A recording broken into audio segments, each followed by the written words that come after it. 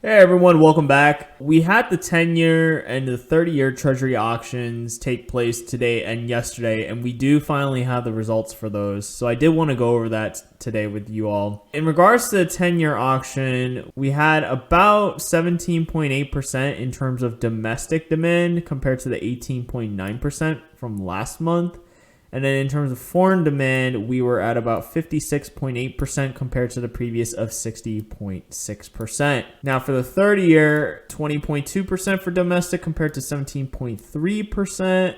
And then foreign demand, we're at 60.6% compared to the previous 60.5%. These two auctions were not as bad as I thought they were going to be, especially after what happened with the 7-year Treasury auction about 2 weeks ago, but it's not the best.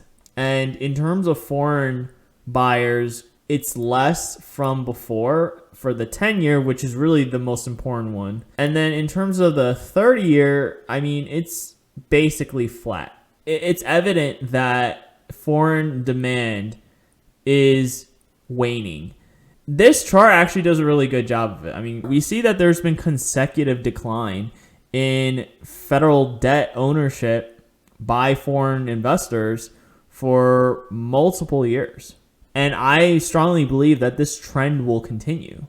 I mean, if we even just take a look, I mean, Japan is one of the biggest in terms of US Treasury holders. And last week when we saw just some of the carnage, well, not carnage, but some panic, right? And that spilled over into the equity markets. And part of that rout in the bond market was due to lack of Japanese demand. I mean, we saw the Japanese investors, they were dumping these bonds. Clearly, they were nervous. And that does not bode well because Japan, alongside other countries, in order for the Fed to continue printing all the money that they want to, we rely on these foreign buyers to continue buying our debt. But more and more, it seems, the foreign investors are stepping back and the domestic investors or the Fed has to pick up that slack. Everything is unfolding as it should.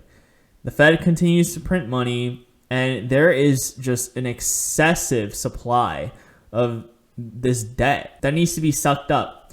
But the more and more they create this supply, the less and less demand there is for it.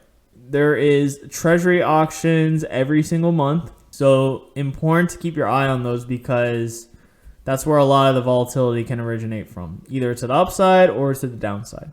Anyways, that is all that I have. If you guys have any questions or comments, feel free to reach out. Please like, share, and subscribe, and I will see you all in the next one.